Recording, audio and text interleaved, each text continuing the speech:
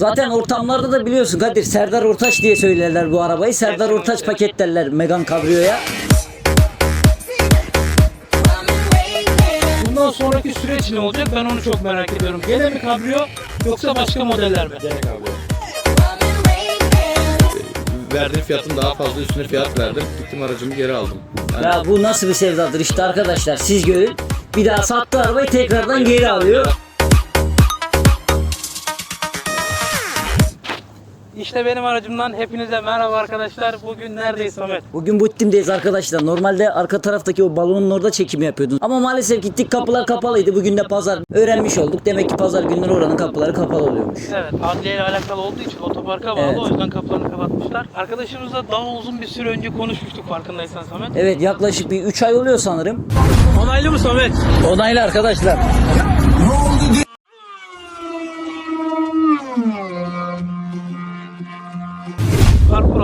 Parkur AVM'nin karşısındaki taşlık yerde görmüştük arkadaşlar. Gün bugüne nasipmiş. Kısmet bugüneymiş. Arkadaşlar bizde o zamanlar Tofaş var. Samet'le Tofaş'ta ilerliyoruz yavaş yavaş. Arkadaşımızı gördü Samet otoparkta. Aheste bir duruşu var. Şarkı hafif çıtırdan açık. Ben de şimdi yola adapte olduğum için Samet dedi ki lan bir dakika dur Kadir. Dedim ne oluyor? Çabuk dedi ileriden dön. Oğlum dedim orası ters şerit giremeyiz. Araba falan çıkar. Ya dedi gir ya. Bir tane araba gördüm. Yanına gidip bakmamız lazım dedi. Oğlum dedim şimdi sahibi başında eyvallah hani bir şeyler falan. Ya dedi gideceğim yanına. Gittik, arkadaşımız da bizi sağ olsun güzel karşıladı. Video için söz verdi fakat biz de yoğunduk, o da yoğundu. Bugüne nasipmiş. Zaten ortamlarda da biliyorsun Kadir, Serdar Ortaç diye söylerler bu arabayı. Serdar Ortaç paket derler Megane Cabrio'ya. Öncelikle araç sahibini yanımıza davet edelim Kadir. Ondan sonra incelememize devam ederiz. modellerde oluyor abi bu 99 kasası ya. Yine sonuçta hani şeyleri benziyor ya, yüz olarak. Aynen 90. Gel Türk Bey, sen de gel oradan. 98 modeller biraz makyajsız olduğu için Daha fazla benziyor, evet. Tabii, makyajlar daha çok benziyor. Evet, öncelikle seni tanıyalım. Ben Yunus. Bursa'da ikamet ediyorum. Genellikle kabrio hastalığım var abi. Bu belki 20. kabriyomdur. Genellikle hep kabrio alır satarım yani. Bu alıp satmak için kar bazında değil de merakım var. Yani kabriyolar daha mı rahat satılıyor diyorsun? Normalde insan kabriyo alınca korkar hani başkası almaz Çok diye. kişi çevremde soruyor. Misal bende ilk Renault 19'un kabriyosu vardı. Belki piyasada şu an yoktu. Yani sahibinde de bile bir tane vardı. En son onu da sattı diye biliyorum. Öyle başladım. Ben de korkarak başladım. Ondan sonra 4 kapı arabaya bulaştım. Tekrar aldım. Rahat edemedim. Yani üstünü açmaya çalışıyorum. Böyle çıkmaya çalışıyorum bir türlü. Dedim bu iş olmaz. Gittim gene kabrio. Megane 1. 206 cc'ler var. 307'ler var. Peugeot'unkine falan aldım. Ne bileyim Megane 1 daha çok hoşuma gidiyor. Tente olayı kumaş ya bunlarda. Onlarda rock top. Kimisi rock top da rahat eder. Ben bunlarda rahat ediyorum. Ben de bunları seviyorsun. Aynen öyle abi. Benim aslında merak ettiğim bir şey oluştu. Üstünü kapatabiliyor musun şu an? Tabii otomatik tente. Otomatik Evet. tente değil mi? Ama bakımsız olduğu için piyasada %80'i manueldir. Manuel Anladım. kullanıyor. Evet. Yağını boşaltıyor motorundan. Çünkü otomatik hale getiremiyor. Ustası da pek olmadığı için. Yani olmadığı için değil. Vardı aslında. İnsanlar anlamıyor. Misal ben bugün kendi arabamın otomatiği bozulduğunu yapabiliyorum. Yağ bakımını yapabiliyorum ama insanlar işte yapamıyor. Ustalara gidiyor. Ustalar çok yüksek maliyetler çıkarıyor. Bugün bunun manuelse diyelim otomatiğe getirmenin 50 bin lira kadar bir maliyeti oluyor. Araştırmadan etmeden hiçbir zaman arabayı yaptırmayacaksın. O gün servise gitseydik kaç para ödüyorduk Kadir? Passat almıştık o zamanlarda 8.000 liralık bir arızayı 60.000 lira gösterdiler bize. Korkudan hani onu nasıl yaptıracağımızı şaşırırken 4.000 lira yaptırdık arızayı. Yani bu da ülkemizin üzücü durumu diye. Ben marş dinamosunu değiştirdim aracın. Komple sıfır aldım değiştirdim. Usta bana volan gitmiş dedi. Gittim komple ben volan aldım, şanzımanı söktürdüm. Baktık ki volanımızda hiçbir sıkıntı yok. Zaten bir ay önce değiştirmişler. 5 yılda bir değişen parça zaten bu. Sonra yaptırdık neyse gittik. Sigortalarını attırmış, elektrikli bir şeyler yapmış. Yolda az kalsın motor yiyordu. Ortaya çıkmayan hararetim sonra çıktı. Ben de pek oralı olmadım hani çıkmıyor ya. Baktım hararet sonra vurmuş. Yani bir şey yaparken bozabiliyorlar. Çok çabuk bozabiliyor. Motor gitse yazık günü 30-40 bin lira kadar bir maliyet. Yani gerek yok yani. Aynen. Daha doğrusu Yunus sana sorayım. Arkadaşlar bu arada Yunus az önceki muhabbetimizde aracının satılık olduğunu söyledi bize. Şimdi araca geçmeden onu bir söyleyelim. Aracla ilgilenenler, daha doğrusu kabrio sevenler. Şimdi ben de bir yandan seviyorum ayrı bir şey de. Bizim durumlar başka yöne doğru akıyor. Kabrio sevenler kanalımız üzerinden veya direkt Yunus'a Instagram'ına bırakacağız. Oradan da yazabilirsiniz. Fakat bundan sonraki süreç ne olacak ben onu çok merak ediyorum. Gene mi kabrio Yoksa başka modeller mi? Gene kabriyo. Diyorsun. Hiç Aynen, gene vazgeçmek yok. Peki kafanda herhangi bir model var mı? Hani şunu alırım, şunu yapacağım, Ya, şu daha iyi olur dediğin. Bundan şöyle bir şey söyleyeyim. Bu aracım ben siz de ilk hatırlıyor musunuz? Evet, onu zaten az önce konuştuk. Evet. Orada bir video çekmiştik. Ondan bir ay sonra ben aracı sattım. İstanbul'a gitti bu araç. Ben 2001 model aldım kabrio. Onu da gene burada Havuzlu Bahçe'de bir arkadaşıma sattım. O da çok güzel. Eli ayağı çok düzgün. Nasip olursa onunla da bir gün video çekeriz. O aracı yapmaya karar verdim. Tam yapma aşamasındaydım. Lambalarda abi dedi satar mısın falan. Neyse abi tamam dedim. Numarayı verdim. Satma gibi bir niyetim yoktu. 2 gün sonra arada abi dedi gel dedi bir gösterelim arabayı alalım. Belki o da şimdi izliyordur. Ki siz de takip ediyor. Tamam dedim. Baktım noterdeyiz arabayı satmışım. Sonra İstanbul'da tekrar bu aracı sahibine ulaştım. Ya dedim durum nasıl falan satmayı düşünüyor musun? Yani arabayı da biraz hor kullanmış. Güzel de kullanmamış gördüğüm kadarıyla. Dedim abi satıyorsan alırım. Ne kadar dedi bu fiyat. Anlaştık.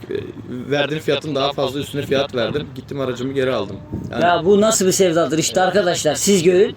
Bir daha sattı arabayı tekrardan geri geri alıyor. aldım. Ben bir ay Hastalık olmadı işi. arabayı alalı tekrar ya. Bir ay oldu hemen hemen. Bir ay içinde gece yatarken hani yastığa kafanı koyduğun Aynen, zaman öyle bir aynen. aklına mı geldi araba? Rüyana Ya. falan mı girdi? Şimdi şöyle bir şey var. Bundan daha iyisi olmuş olsun. Emek harcadığı zaman insan ister istemez özlüyor yani. Yani ben fiyat verirken, rakam verirken o insan da misal şaşırdı. Ben gerçekten piyasada satamayacağı fiyatın üstüne fiyat verdim, aldım aracımı. Öyle söyleyeyim. Kabrio hastalık yani. İlk başta korkarak giriyor insan ama ondan sonra bir de kurtulamıyor yani. Bırakamıyor, Tabii, evet. tabii, kesinlikle. Ya, Deneyin isterseniz. bağ gibi yani arkadaşlar. Bir nevi çoluğun çocuğun oluyor bu araba aldığın zaman.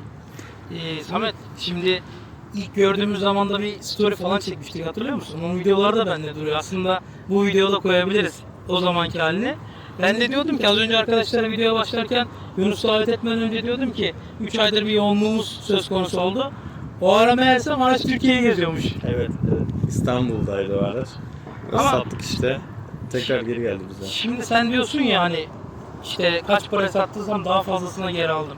Aslında daha fazla vermendeki şeyi anlayabiliyorum. Diyorsun ki ben bu arabayı biliyorum. Ya, Hani bu araba bu şeyde. Ya emek şöyle göstereyim yani görünüyor zaten abi. Emek harcadığım için yani insan bazen fiyatlara bakmıyor. Şu an mesela ben hesaplıyorum kafamda. Şöyle bir kabrio aldığım zaman boş bir kabrio içini doldurmam yüksek maliyetlere mal oluyor. Şimdi o sattığım insan da sadece böyle bineyim gideyim geleyim park edeyim düşüncesinde. Adam misal geldiğinde harcanan emeği zaten görmüyor. Yani ben diyorum ki abi bak ben buna bunu yapmışım şunu yapmışım. Ha bana ne diyor kabrio olsun yeter. Değil mi? Ha, o yanlış adama denk geldi aslında. Güzel araba aldı. Ne yaptım ben hani yapabileceğim miktarları falan da hesapladım. Piyasada gerçekten düzgün kabrio da yok. Yok. Bulamadığımız için biz de gittik kendi aracımızı Bir mecbur de geri aldık. şöyle de bir şey var. Mesela sen bunu zamanında belki atıyorum 500 bin liraya yaptın veyahut da 300 bin liraya yaptın bu arabayı. Sallıyorum şu an bir rakam veriyorum. Şimdi yapmaya kalksan belki de 600 bin liraya 700 bin liraya yapacaksın yeni aldığın arabaya. Ya şöyle bir şey söyleyeyim. Arabayla birlikte tabii ki o rakamları buluyor. Hani ben fazla piyasada misal abartanlar var da ben o kadar abartmayı sevmiyorum. Ama neyse onu söylüyorum. Ha, bugün yapmak gerçekten artık ciddi rakamlar istiyor. Önceden o paralara biz araba alıyorduk. Modelli arabalar alıyorduk. Ha, şimdi o paraları sadece arabanın içine harcıyoruz. Aksesuarlarına harcıyoruz. Öyle bir duruma geldik. Yani ben de isterim ki bugün bu arabanın bedeli 100 lira olsun. Ben de alacağım araba daha ucuz olsun ama olmuyor işte. Bazen olmuyor abi. Yani alacağın arabanın da ne olduğunu bilmiyorsun sonuçta. Tabii. Bir de manuel tente otomatiği bulamıyorsun ki. Çok zor. Otomatiği bulsam bile ne bileyim ben biraz değişen hastalığı var bende. Boya olsun sıkıntı yok. Değişen olmaması lazım. Bu arabada da değişen yok. Kabriyoda da bulmak çok zor değişensiz. Boya takıntısı zaten bir Türkiye'de var arkadaşlar. Yabancı ülkede sırf araba boyalı diye 10 bin euro, 10 bin dolar işte her neyse daha fazla para veriyor. Daha fazla rakam biçiyorlar. Böyle durumlarla da karşılaşılabiliyormuş. İyi, ben de bu izlenimi değiştirmek için mesela bir tane videolarda eskici Ferdi var ya Samet. İşte adam bir şey satıyor diyor ki hiç kimsenin işine yaramayan mallar var. İşte alırsanız geri vermem gibisinden. Honda'yı ilana koydum. Honda işte satışını vereceğiz yakında biliyorsun. Direkt açıklamaya ne yazdım? Lastikler iyi değil, cam kırık, arabanın çok eksikleri var. Almak isteyen ona göre gelsin dedim. Abi bir baktım daha çok yazan var. Yani bazı şeyleri söyleyeceğim milletin kafası karışıyor Ters anladın mı? psikoloji yapacaksın o zaman. Dedim ki lastikler kötü, arabamın her şeyi bitik. Gelen dedim ona göre gelsin. Bir baktım millet diyor ki ben bu arabayı almaya geliyorum kapını açacağım. Dedim sakin ol tamam vereceğiz. Yarın inşallah onu bitireceğiz ama ülkemizde dediğim gibi kafa karışıklığına neden olan her şey tutuluyor. Evet. Bu bariz bir durum. İsterseniz arkadaşlar Yunus kardeşimden arabayı incelemesini, biraz bize anlatmasını rica edelim. Şöyle ben mikrofonu ona bırakıyorum. Buyur abi. Sen sonra ben söyleyeyim. Evet. Önden başlayalım. VRC jantlarımız dikkat çekiyor en başta. Tabii 195 4017 olmazsa olmaz. Arabada coil olduğu için basamıyoruz yani öbür türlü. Hatta 185 35 aldım da çok konfor kaybediyor diye. Gerçi konforu düşünmemek lazım bu tür şeylerde. Direkt 195'e geçtim. Önlerde body kit vardı, aslında takım olarak body kit yaptırdım ben. Beni biraz rahatsız ettiği için ben orijinale geçtim. Gene body kit'i duruyor evde. Ne bileyim, koltuklarından ses sistemlerine kadar ve komple arabayı ben yeniden boyattım. Bu arabanın asıl rengi sarı. Ben Sarı aldım, renkliydi. tabii arabayı komple kırmızıya boyattım.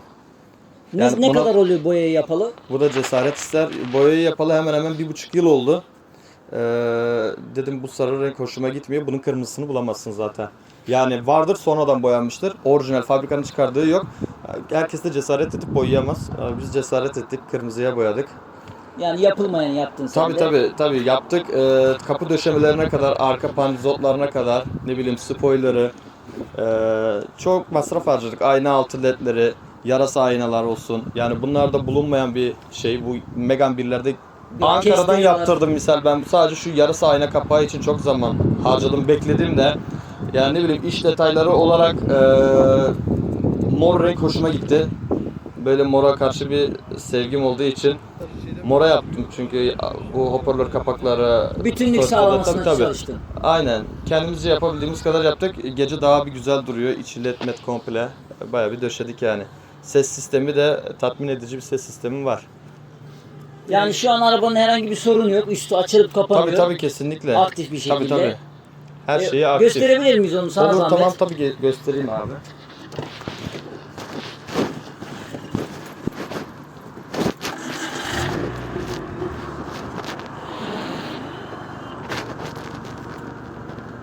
Çalışırken de bir egzoz edası yaratmadı değil. O gırtlaktan bir ses geldi yani. Heh, var yani, onu hissettim direkt.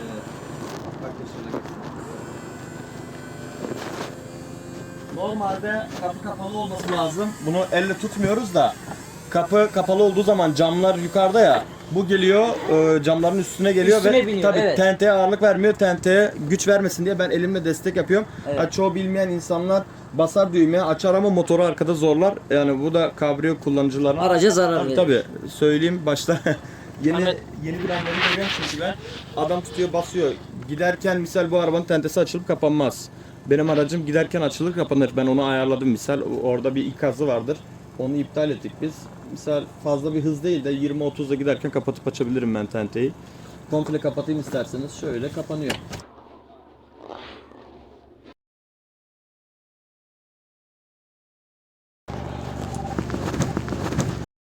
Harbi mi? Neyiniz var? Bir şeyiniz var mı? Tamam, neredesin? Geliyorum. Ne oldu? Tamam. Geliyorum. Ne oldu? Oğlum sizde bir şey yok değil mi? Ha tamam, ambulans aradın mı? Tamam, ben Necip'den arabaya geliyorum. Ne olmuş Kadir? Ben yapacağım bir şey. Kaza yapmış.